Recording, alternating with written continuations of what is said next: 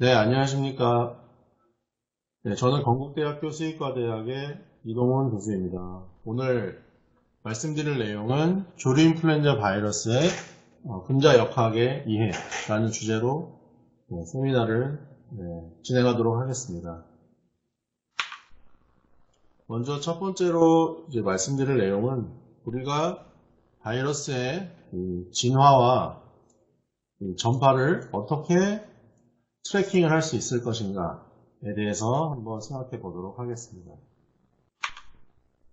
먼저 저희가 가장 많이 사용하는 툴들은 어떤 아웃브레이크가 발생했을 때 대부분의 연구기관들에서 사용하는 방법이 유전자 시퀀싱을 하고 그게 파셜 지놈일 수도 있고 풀랭스 지놈일 수도 있고 그런 다양한 형태의 유전자 시퀀스들을 파일로제네릭 어널리시스를 사용해서 바이러스의 어떤 오리진을 찾아내는 그러한 연구들을 많이 사용을 하고 있고 거기에다가 더해서 지역 정보라든지 이런 것들은 지역적인 전파 그리고 어떤 바이러스가 이종 간에 전파가 되는 경우에 호스트 스피시스 간의 점프가 어떻게 일어나는지 이런 것들을 같이 함께 분석을 할 수가 있고 거기에다가 시간 개념의 데이터를 또 넣어주면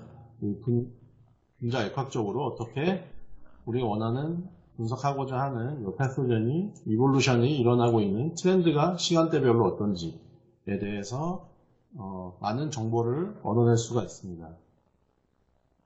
이러한 많은 정보를 얻어내기 위해서는 다양한 컴퓨터 소프트웨어들을 사용하게 됩니다. 거기에는 이제 통계학적 개념이 함께 들어가게 됩니다. 그래서 이 컴퓨터 툴들을 사용을 해서 파일로제네틱 그리고 이 몰레큘러 이볼루션을 연구를 하게 됩니다. 이런 툴들은 사실 기존의 어떤 종의 연구라던가 아니면 화석을 연구한다던가 하는 연구에 많이 사용되던 기법들을 저희가 가져다가 바이러스나 세균의 유전자를 어플라이해서 사용을 하게 되는 그런 툴들이 많이 존재하고 있습니다. 그래서 이렇게 하다 보면 다양한 데이터들을 이러한 소프트웨어에 접목을 하면 이 어떤 감염병의 이 역학적 관계를 알아내는데 많은 도움을 주고 있는 그러한 상황입니다. 이러한 바이러스의 또는 세균의 유전자 변화, 이러한 유전자 시퀀스의 변화 하나하나, 특히 이 시간에 따른 변화가 축적된 정보를 축적된 정보를 종합해서 분석을 하게 되면 이 트랜스미션을 우리가 파악을 할 수 있게 된다. 이러한 개념으로 저희가 분자 역학을 사용하고 있습니다.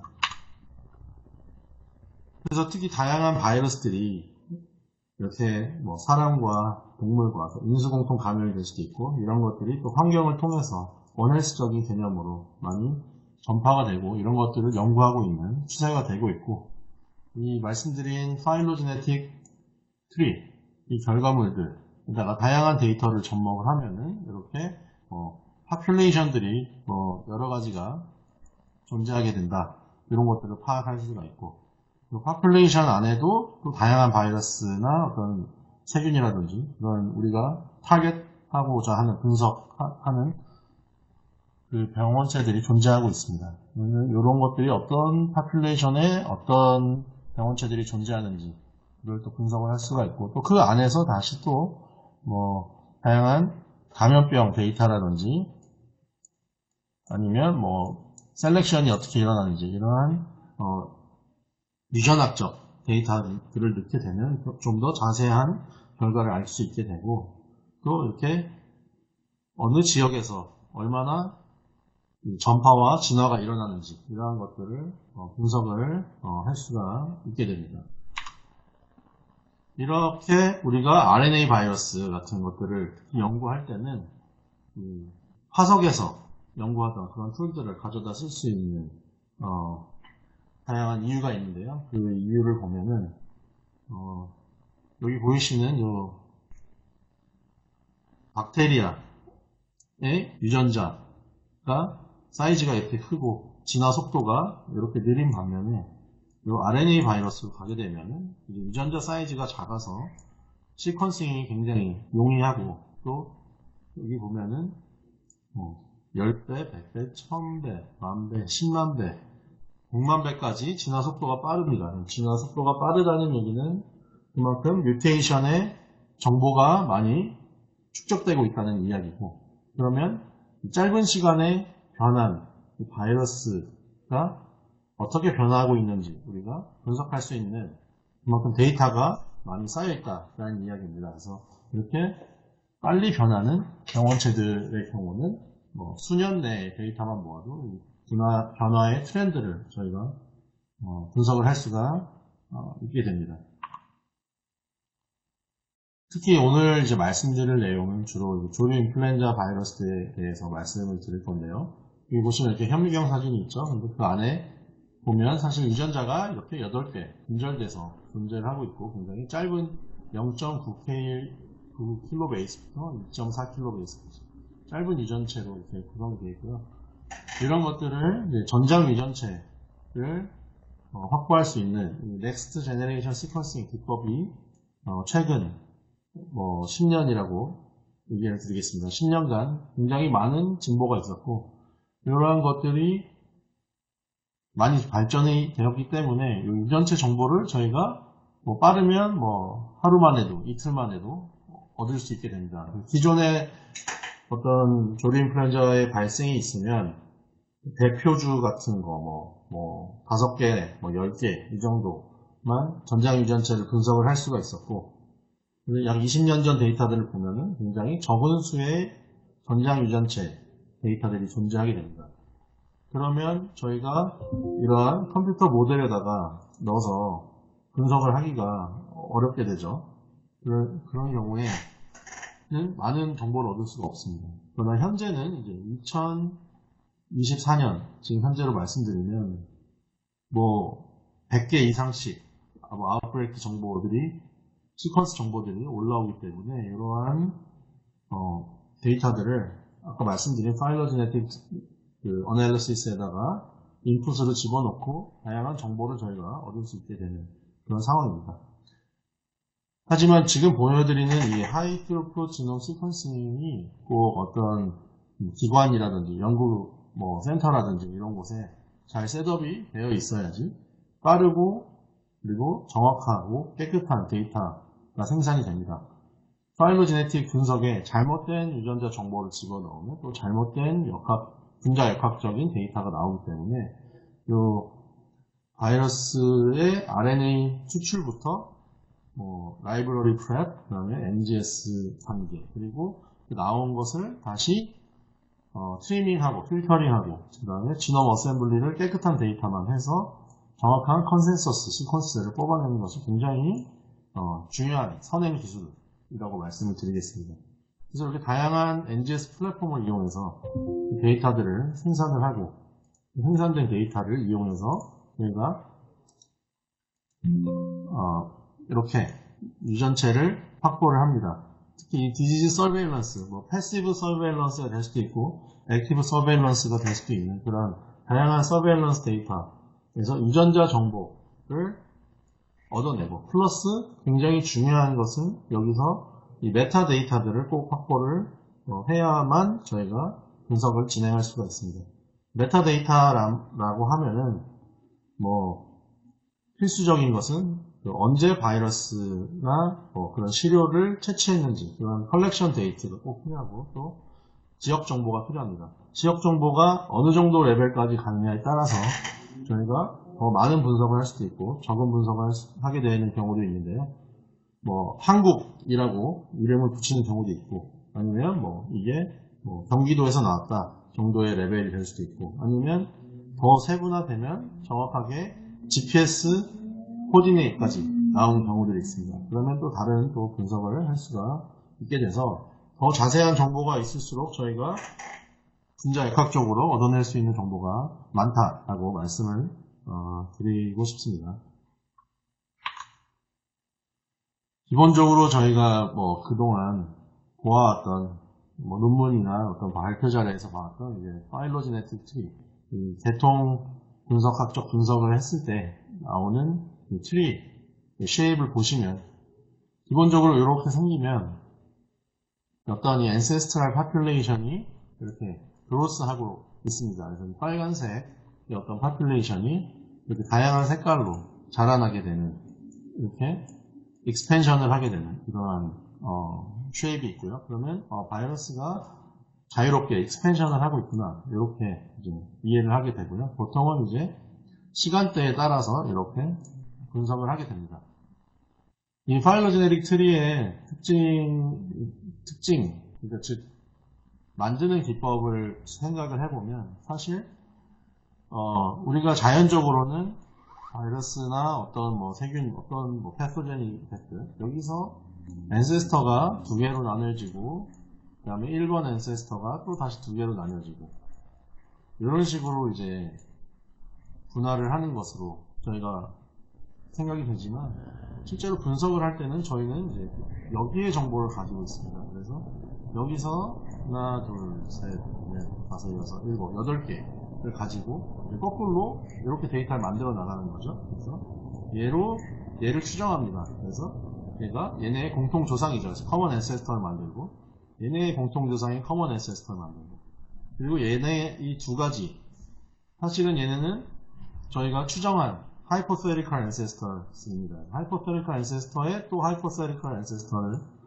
만들어서 거꾸로 이렇게까지 나아가는 방향입니다. 그래서 트리를 해석할 때 꼭 이런 것을 염두에 두고 해석하시는 것이 매우 안전하다라고 말씀드리고 싶고요.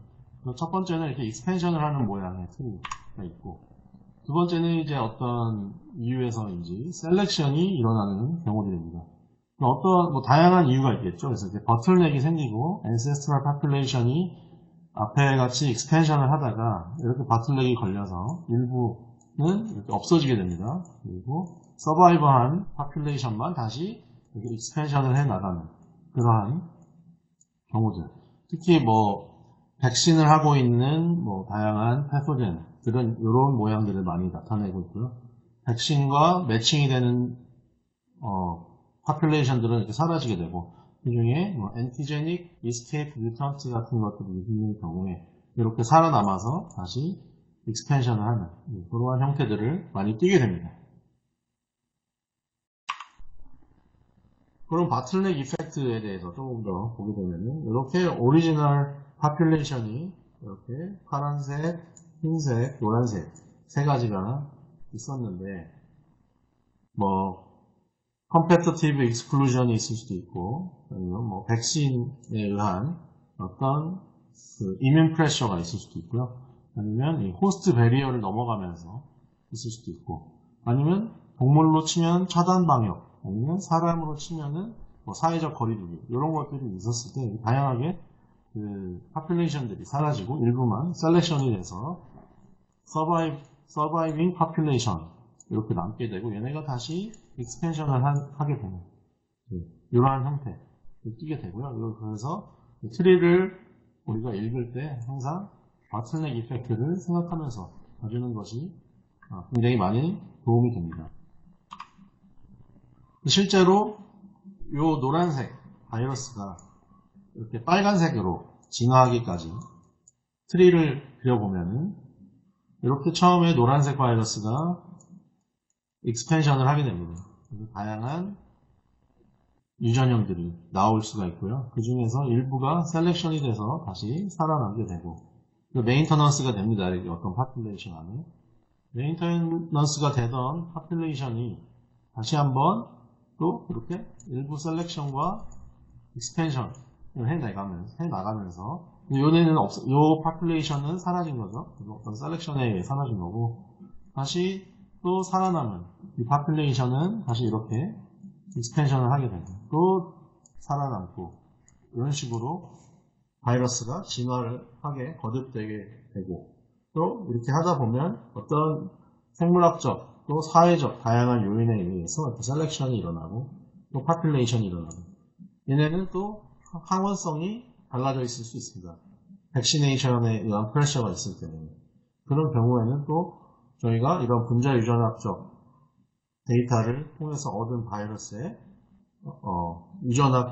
유전적 특징, 특히 이 에피톱 같은 그 엔티제닉 디터미넌트 사이트 같은 것을 기존에 사용하던 백신 바이러스와 비교를 한다든지 해서 또 기존의 백신주와 지금 사용하고 있는 백신주 그리고 현재 유행하고 있는 바이러스와 세 가지를 비교해 보면서 어떠한 엔티제닉 이볼루션이 일어나는지 이러한 데이터들도 파악을 해볼 수가 있습니다.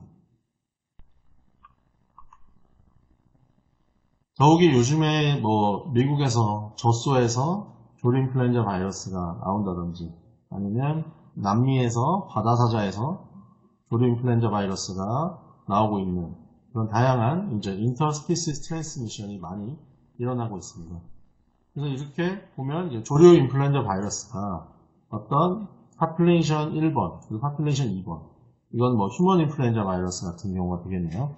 이렇게 두 가지가 따로 이볼루션이 되고 있고 또 유지가 되고 있는 상황에서 이렇게 한 번에 초록색 바이러스가 갑자기 점프를 하게 되는 경우 또 빨간색 바이러스가 이렇게 점프를 하게 되는 경우는 이렇게 트리가 두 가지로 색깔이 분명히 나뉘어 있지만 양쪽으로 점프를 해서 이제 여기에 초록색이 갑자기 나타나고 반대쪽에 빨간색이 갑자기 나타나는 그런 경우들도 이 트리 분석을 통해서 저희가 파악을 할 수가 있습니다. 그래서 기존에 이렇게 다양한 파일로제네틱 분석 기법들을 사용을 했죠. 그래서 네이버 조이닝 트리도 사용하고 맥시멈 라이클리후드 트리도 사용했었고요. 기본적인 베이시안 파일로제네틱 트리도 사용을 했었고요. 많은 다양한 트리를 이렇게 이용을 해서 병원체를 분석을 해왔는데요. 그래서 바이러스의 다이버시티를 보기에 굉장히 좋은 툴로 사용이 되고 있었고요. 그리고 이 바이러스의 유래를 클러스터링이라든지 이런 식으로 어디서 묶였는지 이런 것들을 통해서 많이 저희가 봐왔었죠. 근데 여기에다가 하나 더하면 이제 여기에다 호스트 정보 여기 보면 호스트 정보를 넣으시거나 또 지역 정보를 넣을 수가 있습니다. 그래서 X, Y, G로 표시된 지역 정보를 넣는다거나 이런 것이 하나의 레이어를 더한 거죠. 그래서 지역 레이어를 더하고 또 호스트 레이어를 더하면 이렇게 호스트 간에 바이러스가 어떻게 전파가 되고 유지가 되는지 이런 데이터들을 연구를 할 수가 있고요. 거기에다가 GLM이라든지 다양한 기법을 더 사용하면 거기에 역학적 자료나 에콜로지 자료 같은 걸 더 넣을 수가 있습니다. 또 지역 간 전파도 굉장히 중요한 부분인데요. 지역 간 전파도 이렇게 우리가 가진 최대한의 자세한 데이터를 넣습니다. 국가 간으로 이렇게 세 가지 국가를 넣는다든지 하면은 이 국가 간의 바이러스 전파가 어떻게 되는지 이런 것들을 볼 수가 있습니다. 그래서 이 파일로 지오그래피나 파일로 다이내믹스를 사용해서 국가 간이나 아니면 지역 간 아니면 동물 종 간 바이러스의 전파를 비교를 하게 될 때 두 가지 데이터셋이 있을 수가 있는데요. 보통 이렇게 종 간 전파나 국가 간 하면은 이렇게 디스크리트 트레이시죠. 그러니까 분절된 데이터 분절된 데이터이기 때문에 이렇게 오리, 거위, 닭 이렇게 해서 넣어서 세 가지가 어떻게 주고받는지 바이러스를 분석을 할 수가 있게 되고 이 아래의 경우는 지금 GPS 정보가 있다. 그러면 정보 데이터를 정확히 넣어줄 수가 있겠죠. 그러면은 이렇게 다 컨티뉴어스한 데이터들로 더 자세한 분석을 할 수가 있게 됩니다. 그래서 컨티뉴어스 정보가 존재하게 된다면 가장 베스트 경우가 되겠죠. 그러나 많은 경우에 이렇게 다양한 농장의 정보라든지 개인의 정보 등이 있기 때문에 정확한 좌표까지는 유전자 시퀀스와 함께 공개가 되는 경우는 많이 없기 때문에 대부분 이렇게 디스크리트 트레이스를 사용해서 분석을 하게 됩니다.